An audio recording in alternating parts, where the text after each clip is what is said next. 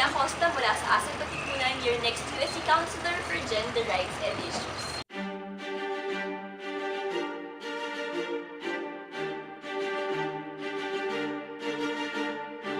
Ayan, bilang pumahalal po tayo bilang USC Counselor for Gender Rights and Issues, tayo po ay magiging tunay, palaban at makabay. Ipaglalaban natin ang tunay na kalayaan ng kababaihan at ng may mga piniling kasarian at tayo po ay magiging palaban.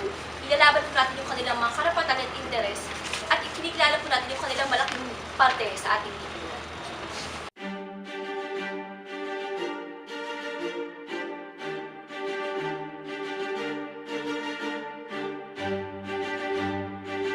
Ayan, ang aking pong senador para sa susunod na eleksyon ay si Teddy Casino dahil isa po siyang gimen ng 1 billion rising. Yung 1 billion rising campaign po ay naglayo na ipaglaban yung karapatan ng kababaihan, strike dance, and rise to end violence against women. At si Teddy Casino po ay kinatawan itong